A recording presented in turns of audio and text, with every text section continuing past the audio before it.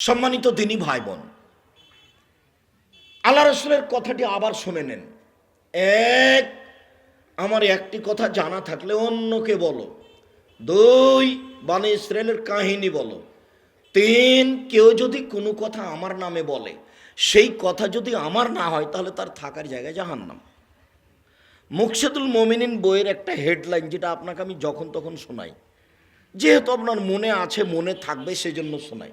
হেডলাইনটা হলো এই যে অবিবাহিত ছেলে মেয়ের পড়া নিষেধ। তা যে দেখে সেই পড়ে, যে দেখে সেই পড়ে, সেইভাবে কিরে এখানে কি লেখা আছে অবিবাহিত ছেলে মেয়ের পড়া নিষেধ, এইটা কেন হেডলাইন? মানে হেডলাইনটাই ভুল। এখন লিখার পরে লিখছেন নিচে,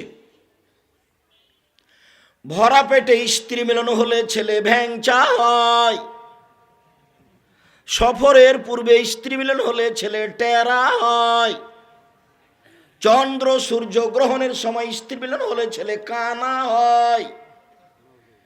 এইভাবে লিখতে লিখতে কয়েক পৃষ্ঠা যাবত লিখেছেন, আল্লাহর কসম, আল্লাহে আল্লাহর কসম, আল্লাহে আল্লাহর কসম, এই হেডলাইনের পরে যত কথা আছে একটা কথাও সত্য নয়, সবই মিথ্যে। আর সরাসরি কোরআন মাজিদের উল্টা, সরাসরি কোরআন মাজিদে আল্লাহ তাআলা বলছেন, নিসাউকুম হারসুল লাকুম ফাআতু হারসাকুম আন্না শাইতুম। পৃথিবীর মানুষ তোমাদের স্ত্রী, তোমাদের জমি। পৃথিবীর মানুষ তোমাদের স্ত্রী, তোমাদের ক্ষেত। তোমরা তোমাদের জমিতে আসো, তোমরা তোমাদের খেতে আসো তোমাদের ইচ্ছে মতো। সকালেই কি, বিকালেই কি, ভরা পেটেই কি, সফরের পূর্বেই কি, চন্দ্র সূর্য গ্রহণ লাগলেই কি আর না লাগলেই কি। আপনি আপনার স্ত্রীর কাছে আসবেন মিলনের জন্য, সেটা আপনার ইচ্ছা মতো আসবেন, এ কথা আল্লাহ বলেন আর লেখক এ কথা বলেন। পৃথিবীর মানুষ, আমার একটা কথা জানা থাকলে অন্যকে বলো। দুই, বনী ইসরাইলের কাহিনী বলো। তিন, কেউ যদি কোনো কথা আমার নামে বলে, লিখে, সেই কথা যদি আমার না হয় তাহলে তার থাকার জায়গা জাহান্নাম। হাদিস বুখারী মুসলিম। তিন, উপস্থিত বৈঠকের মুসলিম বোন, আপনাদের সাথে আমার জরুরি কয়েকটি কথা। তার প্রথম কথাটি হচ্ছে এই, রাসূল সাল্লাল্লাহু আলাইহি সাল্লাম বললেন যে মহিলারা যদি 4টা কাজ করতে পারে, জান্নাতের সব দরজা খোলা। এই মেয়ে, কথা বলছো কেন? এত বলার পরে তোমার একটু শরম হয় না কেন? চুপ থাকো। ফ্যাশন বোরকা পরে আছো কেন? ওটা তোমার বাপ দেখে না, তোমার মা দেখে না? ফ্যাশন বোরকা পরে আছো কেন?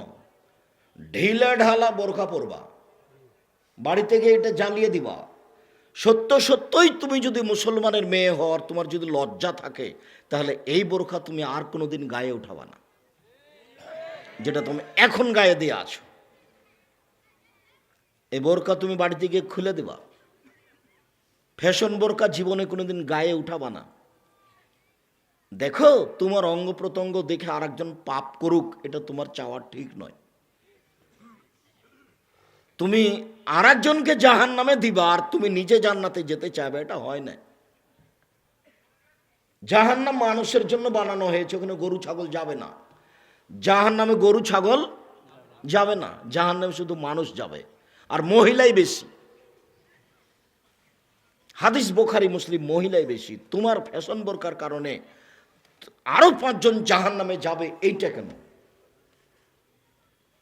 খুলনা শহরে, বাগেরহাট শহরে যারা ল্যাংটা হয়ে ঘুরছে, তুমি তাদেরকে দেখে তোমার ঈমান হারিয়ে দিও না। শোনো একটা কথা, এইদিকে, এই মেয়ে শোনো, দিনী মুসলিম বোন যারা আপনারা এখানে আছেন, আপনাকে আমি খাটো করে কথা বলতে চাইনি, আপনাকে সম্মান করতে চাই। আপনি শিক্ষিতা মহিলা, আপনি ভদ্র মহিলা, আপনাকে সম্মান করতে চাই, আপনাকে আয়েশার মতো সম্মান করতে চাই, আপনাকে খাদিজার মতো সম্মান করতে চাই। আপনি একটু আল্লাহর কাছে কান্নাকাটি করে মান-ইজ্জত চেয়ে নেন। আপনি আল্লাহকে বলেন, খাদিজাও মহিলা, আমিও মহিলা, আমারও সম্মান বাড়িয়ে দেওয়া হোক। আমি পর্দা করতে চাই, আমি জান্নাত কিনতে চাই। জান্নাত কেনার জন্য যত ব্যবস্থা লাগবে তুমি আমার করে দাও। তুমি তো সর্বশক্তিমান, তুমি করতে পারো। তুমি একটু কান্নাকাটি করে বলো দিনী মুসলিম বোন, আপনি একটু কান্নাকাটি করে আল্লাহকে বলেন, আপনার মান সম্মান ইজ্জত আপনি আল্লাহর কাছে চেয়ে নেন। আপনি আর 5 জন মেয়েকে দেখে নিরাশা হবেন কেন? দেখেন তো, ইব্রাহিম আলাইহিস সালাম তার স্ত্রী সারাকে নিয়ে এক স্বৈরাচারী শাসকের এলাকায় ঢুকলো। তখন স্বৈরাচারী শাসককে বলা হলো যে আপনার এলাকায় একটা লোক এসেছে, তার নাম ইব্রাহিম, তার সাথে একজন মহিলা রয়েছে, ইয়াসুন নিসাই মিনাল আরব, সে হলো আরব ভূখণ্ডে সবচেয়ে সুন্দরী। তখন স্বৈরাচারী শাসক সারাকে ডেকে পাঠালো। ইব্রাহিম আলাইহিস সালামকে জিজ্ঞাসা করা হলো, আচ্ছা এই যে সুন্দরী মহিলা আপনার সাথে কে? তখন ইব্রাহিম আলাইহিস সালাম বললেন, হে উক্তি, সেটা আমার বোন।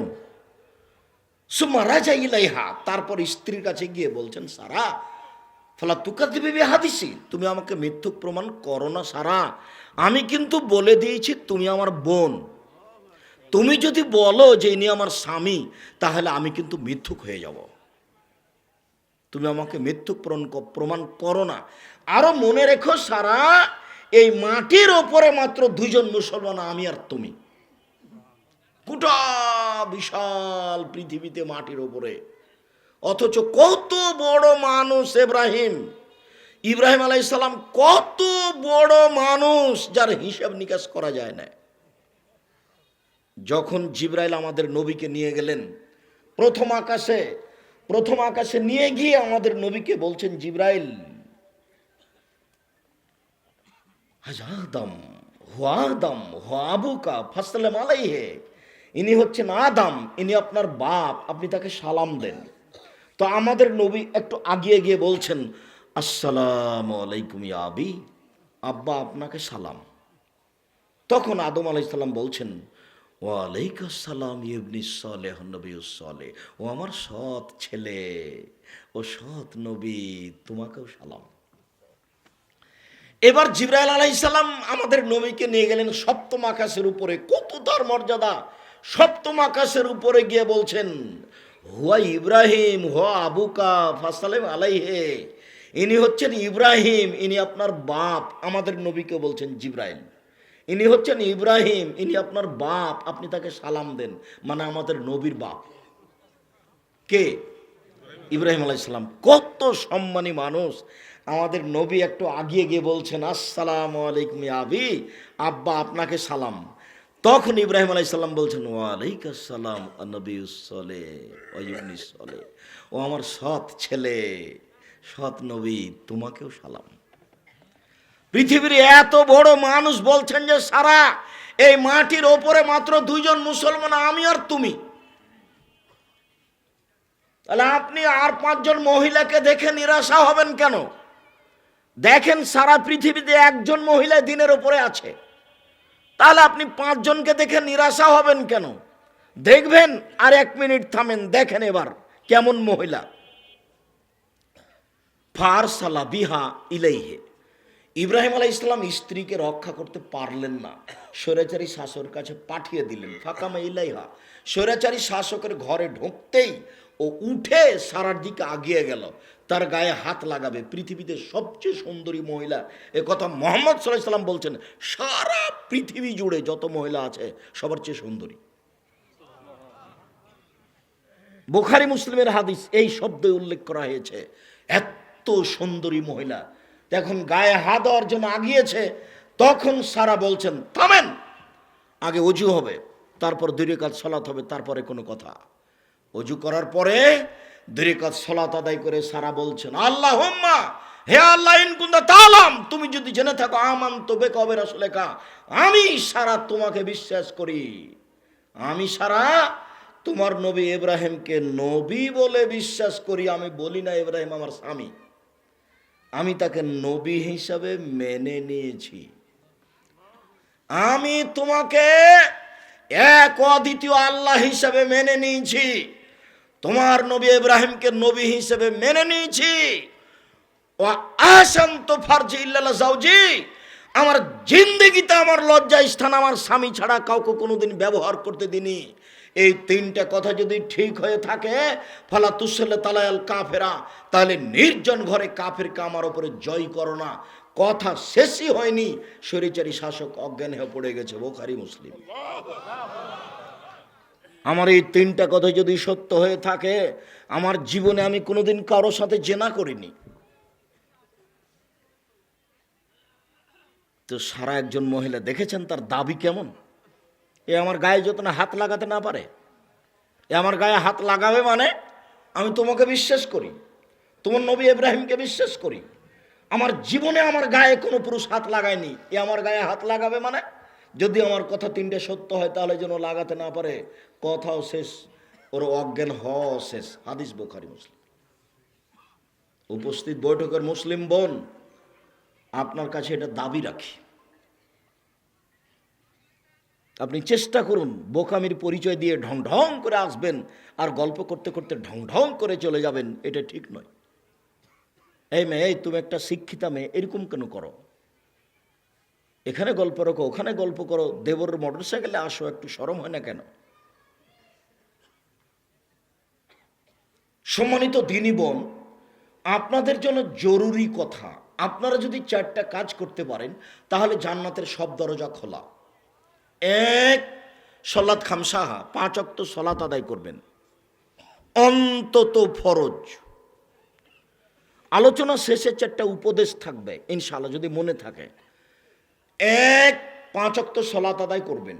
2, সমাজ সাহারাহা, রামাজান মাসে সিয়াম থাকার চেষ্টা করবেন, ফরজ। 3, আতাদ বালাহা, স্বামীকে মেনে চলবেন, তিতা লাগলেও মিঠা লাগলেও। 4, আহসানাত ফারজাহা, জেনায় লিপ্ত হবেন না। এই 4টা কাজ করতে পারলে আপনার জন্য জান্নাতের সব দরজা খোলা। এ কথা মুহাম্মদ সাল্লাল্লাহু আলাইহি ওয়াসাল্লাম বলেন, আমি বলিনি।